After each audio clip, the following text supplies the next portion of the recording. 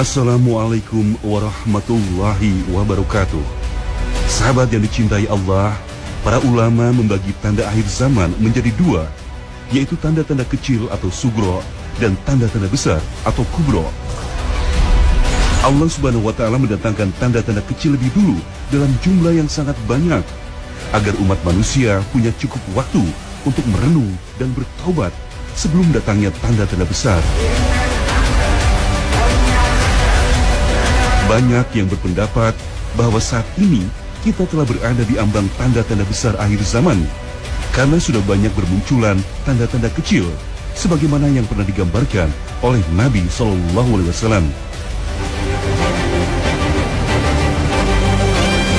Seperti yang kita ketahui, tanda besar pertama yang akan datang di akhir zaman adalah munculnya Dajjal, sosok makhluk yang diberi kekuatan luar biasa yang akan menebarkan fitnah untuk menguji keimanan umat manusia. Namun demikian, para ulama juga berpendapat bahwa sebelum datangnya Dajjal akan datang lebih dulu tanda-tanda penghubung yang menjembatani antara tanda kecil dan tanda besar akhir zaman. Tanda-tanda penghubung yang dimaksudkan itu adalah diutusnya Al-Mahdi untuk menegakkan keadilan di muka bumi. Al-Mahdi atau dikenal sebagai Imam Mahdi sejatinya adalah sebuah gelar yang diberikan kepada seseorang yang diberi petunjuk oleh Allah, yang dipilih sebagai pemimpin umat di akhir zaman. Kedatangan Imam Mahdi di akhir zaman juga sudah disampaikan oleh Nabi SAW yang diriwayatkan oleh Imam Muslim dan Ahmad. Pada akhir zaman akan muncul khalifah yang berasal dari umatku, yang akan melimpahkan harta kekayaannya selimpah-limpahnya, dan ia sama sekali tidak akan menghitung-hitungnya. Sahabat yang dicintai Allah, ketika kita berbicara tentang sosok manusia yang akan datang di akhir zaman, Al-Mahdi, maka Nabi SAW juga sudah membeberkan kepada kita, memberitakan kepada kita berkaitan tentang ciri-ciri Al-Mahdi ini, ya. Nabi SAW menegaskan bahwa Al-Mahdi minna ahlal bait, bahwa yang pertama ini Al-Mahdi itu merupakan bahagian daripada keluarga Nabi SAW.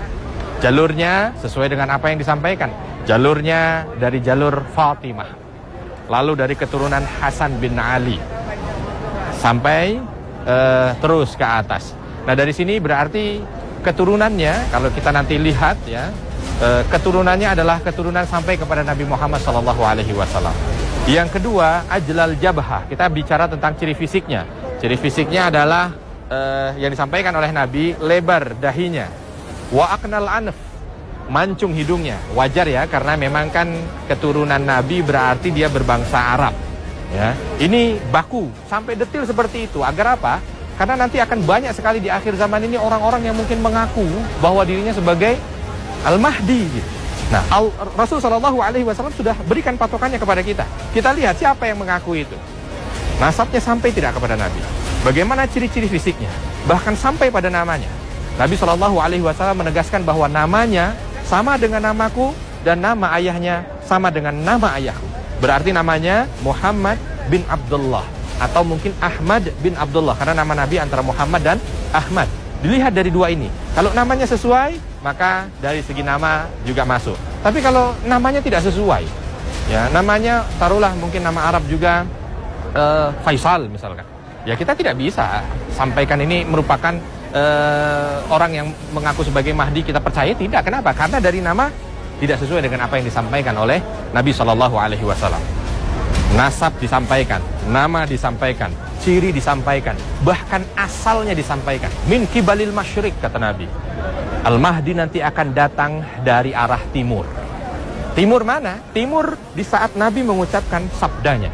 Nabi mengucapkan sabdanya kali itu di Madinah, maka akan datang dari mana? Dari timur Madinah. Lokasi sampai diberitakan oleh Nabi SAW. Subhanallah. Dari sini sahabat yang dicintai Allah, kita banyak mendapatkan pelajaran. Ternyata Islam betul-betul bukan karangan Nabi Muhammad SAW, tapi Islam datang dari sisi Allah Subhanahu wa taala. Sampai buktinya hal yang gaib pun disampaikan kepada Nabi. Dan dari sini juga menjadi pegangan ketika kita berbicara tentang masalah gaib, jangan keluar dari akal, tapi berdasarkan dalil. Jangan dikiaskan dengan sesuatu yang mungkin ada kaitannya dengan logika, bukan, tapi kita berbicara dengan dalil.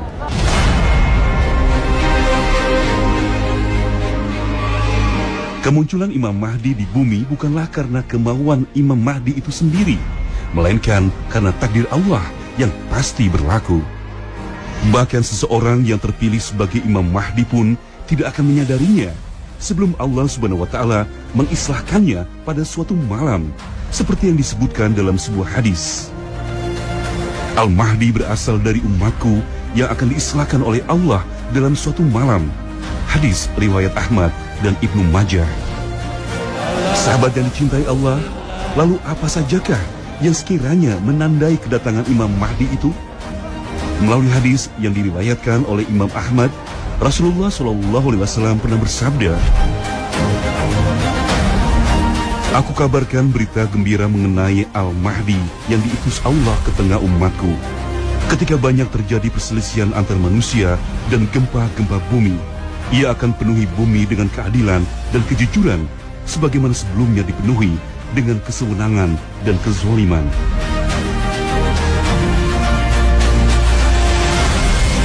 Imam Mahdi akan datang setelah terjadinya perselisihan yang berkepanjangan akibat dari kematian salah seorang pemimpin dunia. Beliau akan dibaiat di hadapan Ka'bah sebelum memimpin umat muslim menegakkan keadilan dan menjadi khalifah di akhir zaman. Dalam riwayat lain juga dikisahkan bahwa Imam Mahdi akan datang ketika dunia hanya diisi oleh dua golongan saja, yaitu golongan penindas atau mustakbarin dan golongan tertindas atau mustad'afin, di mana para penindas telah menggunakan kekuatan uang, jabatan, dan juga pengaruhnya untuk menguasai serta merampas hak orang-orang kecil yang tertindas. Disebutkan pula bahwa ketika itu orang-orang yang soleh akan menjadi sangat soleh dan orang-orang jahat menjadi sangat jahat. Sahabat yang dicintai Allah, alhamdulillah di malam hari ini kita mencoba untuk tawaf sunnah dan kita awali dari Hajar Aswad ya. Bismillahirrahmanirrahim, Allahu Akbar.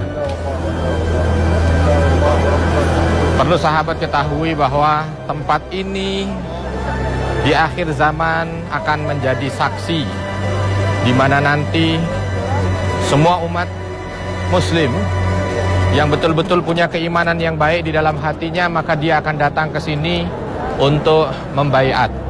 Siapa yang dibaiat? Al-Mahdi.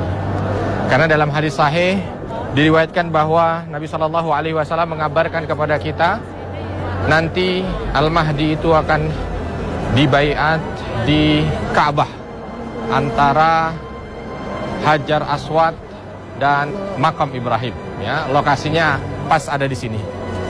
Sekarang rame orang sedang tawaf yang ada di seputaran sini. Tetapi nanti di akhir zaman pun akan rame orang datang ke sini untuk bisa memenuhi apa yang disampaikan oleh Nabi SAW dalam baiat tersebut. Bahkan Nabi SAW mengatakan kepada kita, kalau seandainya kalian menjumpai zaman itu, maka datanglah untuk membaiatnya, walaupun kalian harus jalan di atas es atau di atas salju. Dan waktu itu akan datang, pasti akan datang. Yang menjadi pertanyaan adalah di saat datang waktu itu kita berada pada kelompok mana? Pada kelompok yang diberikan kekuatan oleh Allah untuk bersama dengannya, ataukah kita justru menjadi musuhnya? Nah, itu yang harus sama-sama menjadi perhatian kita bersama saat ini. Bukan besok, bukan yang telah lalu, tapi sekarang. Kalau ternyata kejadian yang disampaikan oleh Nabi SAW, dan ini bukan ramalan, pasti akan terjadi. Saat itu terjadi, kita pada posisi yang mana? Alangkah bahagianya ketika kita berada pada posisi orang yang bersama dengan Al-Mahdi. Tapi alangkah sedihnya kalau seandainya kita saat itu justru ditolak oleh Al-Mahdi untuk bisa bergabung dengan pasukannya di bawah panji hitamnya. Sahabat yang dicintai Allah, ada satu kata kunci yang disampaikan oleh Nabi, bahwa umat Islam yang nanti akan bersama dengan pasukan Al-Mahdi dan mendukungnya itu adalah zahirina 'alal haq. Dia betul-betul berada pada kebenaran yang hakiki, berada pada rule yang benar dalam agama ini. Maka mari kita coba dalam keseharian kita berada dalam jalur yang benar dalam agama ini. Lakukanlah apa yang Allah perintahkan dan jauhi apa yang Allah larang. Lakukan apa yang diperintahkan oleh Rasul dan jauhi apa-apa yang dilarang oleh Rasul. Ini singkatnya saja dan mudahnya saja. Sehingga dengan ini, maka insya Allah kita termasuk bahagian orang-orang yang zahirina 'alal haq. Terus berpegang teguh. Bagi kita yang saat ini mungkin belum tahu banyak tentang agama ini, saatnya itu menjadi motivasi bagi kita untuk benar-benar mampu mendekatkan diri kita kepada Allah melalui ilmu yang sudah disampaikan oleh Allah dan Rasulnya kepada kita. Sehingga ketika datang zaman itu, kita tidak pada posisi abu-abu atau nauzubillah min dzalik posisi munafik yang tidak diterima untuk bisa menjadi pasukan terbaik kala itu. Sahabat yang dicintai Allah, dari tempat ini yang akan menjadi saksi sejarah kejadian akhir zaman, saya memotivasi diri saya pribadi dan kita bersama, mari kita menjadi muslim-muslim sejati yang mampu untuk menjadi hamba Allah yang hakiki, sehingga nanti di akhir zaman kita mampu menjadi bahagian orang-orang istimewa yang Allah pilih untuk menjadi orang terbaik di saat itu. Dan inilah poros surga. Sahabat yang dicintai Allah, Allah Subhanahu wa Ta'ala akan melimpahkan keberkahan dan kemuliaan pada kekhalifahan Imam Mahdi di akhir zaman, di antaranya dengan kemakmuran bumi dan juga kejayaan umat muslim di masa itu. Seperti sabda Rasulullah SAW yang diriwayatkan oleh Al-Hakim, muncul di akhir umatku Al-Mahdi, Allah menyiramnya hujan sehingga bumi mengeluarkan tanamannya. Ia membagi harta secara merata. Binatang ternak semakin banyak. Umat pun menjadi besar. Ia hidup selama 7 tahun atau 8 tahun. Disebutkan pula dari Abu Sa'id Al-Khudri radhiyallahu anhu bahwa Rasulullah SAW bersabda, akan ada pada umatku Al-Mahdi. Jika masanya pendek, ia memerintah selama 7 tahun. Jika tidak, maka 9 tahun. Pada masa itu, umatku akan mendapatkan kenikmatan yang belum pernah mereka rasakan sebelumnya. Mereka akan memperoleh banyak makanan dan mereka tidak akan menyimpannya. Pada saat itu, harta begitu melimpah. Ada seseorang yang mengatakan, wahai Imam Mahdi, berilah aku sesuatu. Lalu beliau mengatakan, ambillah.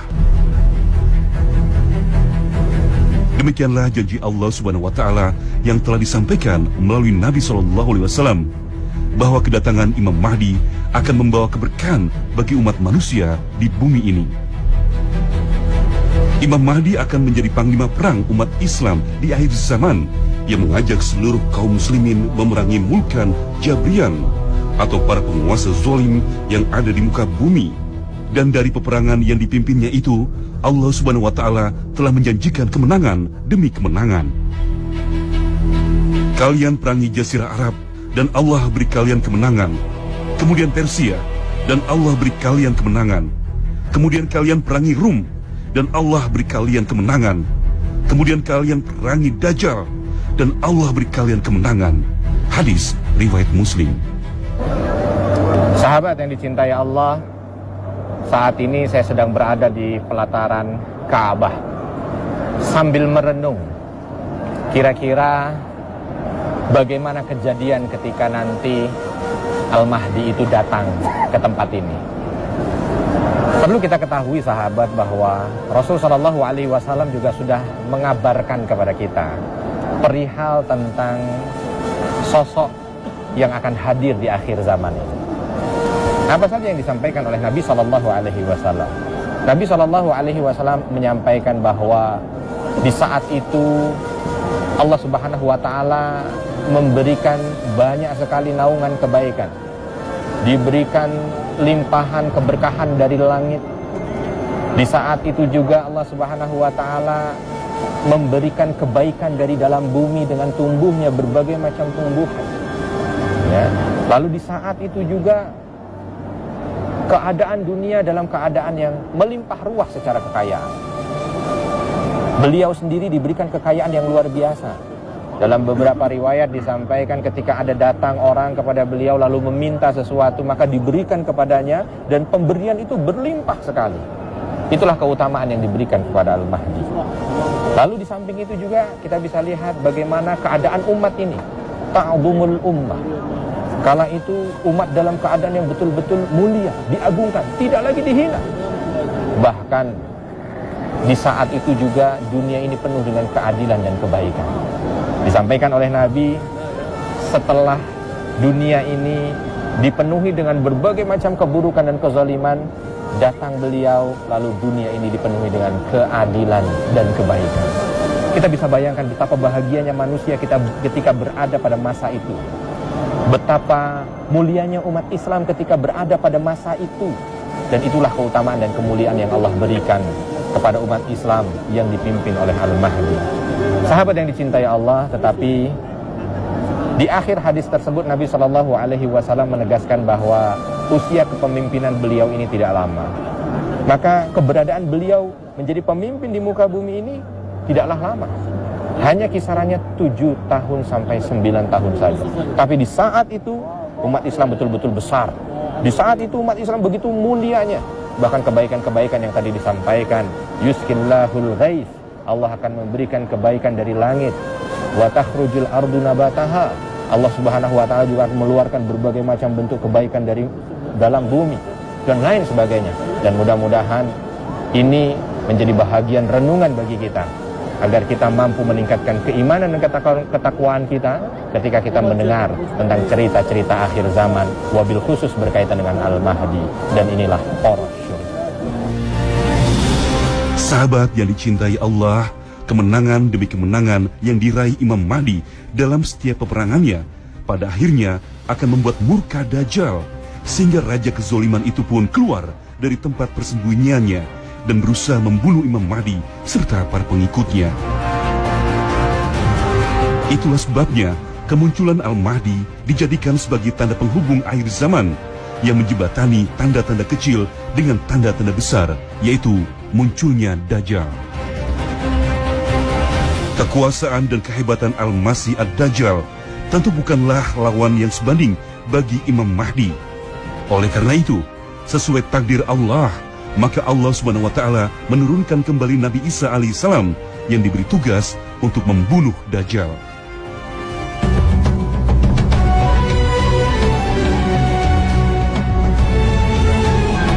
Sahabat yang dicintai Allah, hadis-hadis yang mengisahkan kemunculan Imam Mahdi di akhir zaman adalah hadis yang mutawatir, karena banyak riwayatnya berasal dari Nabi SAW.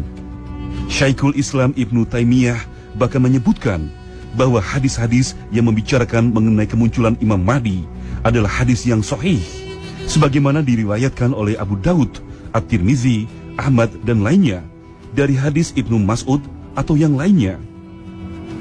Dengan demikian, segala kisah tentang kedatangan Imam Mahdi di akhir zaman bisa dijamin kebenarannya, dan sebagai umat muslim sudah seharusnya kita meyakininya serta mempersiapkan diri dengan sebaik-baiknya.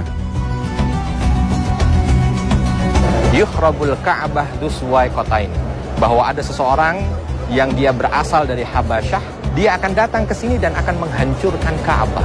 Dia menghancurkan kiswahnya, lalu dia memukul Ka'bah itu, batu-batunya sampai terpecah sehingga Ka'bah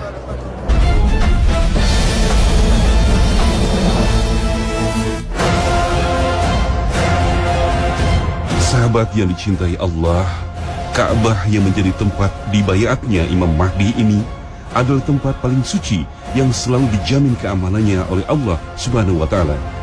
Sebagaimana firman-Nya dalam surah Al-Hajj ayat 25.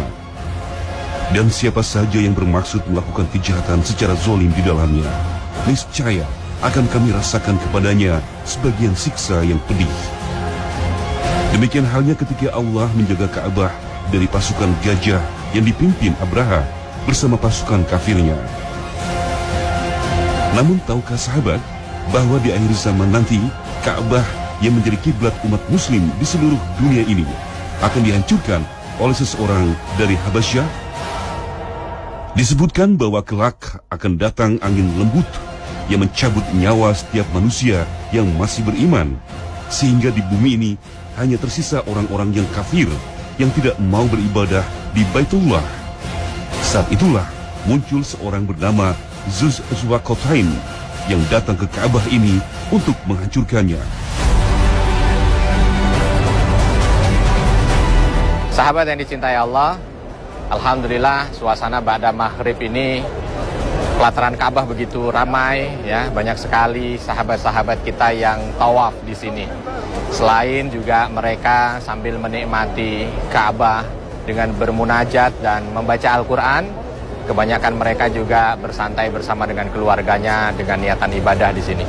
Sahabat yang dicintai Allah, tetapi sadarkah kita bahwa Nabi SAW pernah memberikan satu statement kepada kita, satu ilmu kepada kita melalui hadisnya yang diriwayatkan dari Abdullah bin Umar, dari hadis riwayat Imam Ahmad, bahwa nanti Ka'bah ini akan ada seseorang yang menghancurkan. Yukhrabul Ka'bah Dzuswaqotain, bahwa ada seseorang yang dia berasal dari Habasyah, dia berasal dari Ethiopia ya kalau sekarang ini ya. Dia akan datang ke sini dan akan menghancurkan Ka'bah. Bahkan Nabi SAW menjelaskan seolah-olah aku melihatnya. Dia menghancurkan kiswahnya, lalu dia memukul Ka'bah itu. Batu-batunya sampai terpecah sehingga Ka'bah hancur berkeping-keping. Sahabat yang dicintai Allah, ini yang disampaikan oleh Nabi SAW, bahwa nanti di akhir zaman ketika tidak ada lagi orang beriman, di saat Ka'bah masih berdiri, maka akan ada orang yang datang ke tempat ini dan menghancurkan. Dan setelah itu, tidak lama dari itu, kiamat terjadi. Maka dari itu, sahabat yang dicintai Allah, mari sama-sama ketika kita melihat Ka'bah, menikmatinya, subhanallah, nanti akan ada zaman dan masanya kalau Ka'bah ini akan dihancurkan oleh orang yang sudah disampaikan dalam hadis Nabi SAW. Dan semoga ini juga sekali lagi yang membuat kita menjadi lebih bersemangat untuk berfastabiqul khairat. Bagaimana kita di akhir usia kita tetap memperbanyak ibadah kita agar kita menjadi manusia yang mendapat ridho dari Allah Subhanahu wa taala, dan inilah parasyuk. Semoga kita tidak termasuk golongan orang-orang yang menyaksikan langsung kehancuran Ka'bah ini. Nauzubillahi min dzalik.